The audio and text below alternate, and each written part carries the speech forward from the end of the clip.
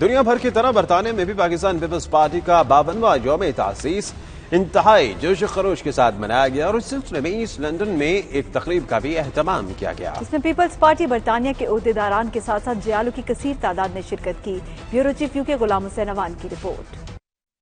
دنیا بھر کی طرح برطانیہ میں بھی پاکستان پیپلز پارٹی کا 52واں یوم تاسیس انتہائی جوش و خروش کے ساتھ منایا گیا۔ اس سلسلے میں ایسٹ لندن میں ایک تقریب کا اہتمام کیا گیا جس میں پاکستان پیپلز پارٹی برطانیہ کے عہدیداروں کے ساتھ ساتھ جیالوں کی بڑی تعداد نے شرکت کی۔ پاکستان پیپلز پارٹی برطانیہ کے صدر محسن باری اور دیگر مقررین نے اپنے خطاب میں کہا کہ اگر حقیقی تبدیلی کی بات کی جائے تو پاکستان پیپلز پارٹی ہی وہ واحد جماعت ہے جس نے پاکستان کو حقیقی تبدیلی سے روشناس کرایا۔ یہ وہ دن ہے جس دن پاکستان میں پسے ہوئے طبقے، غریب اور جن کو سیاست کو کوئی حق نہیں تھا، ایک کمرے کے اندر تمام سیاسی جو فیصلے تھے وہ کیے جاتے تھے۔ شہید قائد عوام جو ہے وہ عوام میں اور غریب عوام تک وہ تسلسل پہنچایا۔ ہمیں بڑا فخر ہے اور ہم اپنی پوری زندگی پاکستان پیپلز پارٹی کے لیے سیکریفائس کرنے کے لیے۔ دو تاریخیں ایسی ہیں جن کو کبھی نہیں بلایا جا سکتا۔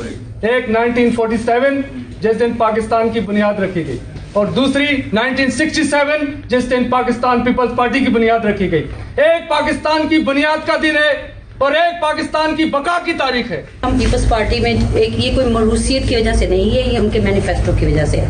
یہ ان کی وہ بنیادی چیزیں ہیں جو کہ پاکستانی عوام کو چاہیے، اس کے اوپر یہ پارٹی کھڑی ہے۔ جو پاکستانی قوم کے اوپر جو پیپلز پارٹی کے احسانات ہیں ہم اس کو اپریشیٹ کرتے ہیں، اور آئندہ آج کے اس دن ہم یوم تجدید عہد کرتے ہیں کہ ہم اپنے قائد کے ساتھ شانہ بشانہ ہیں۔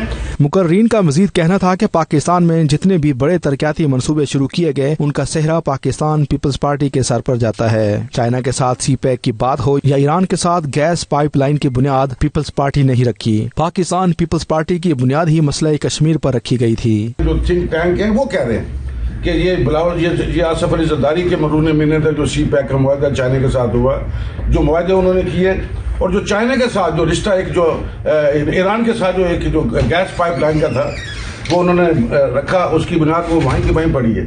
تو میرے خیال ہے کہ ان کو عقل کے ناخون لینے چاہیے۔ پاکستان کے جو حالات ہیں اور کشمیر کے اندر جو کچھ ہو رہا ہے، پیپلز پارٹی کی بنیادی مسئلہ کشمیر پر رکھی گئی تھی۔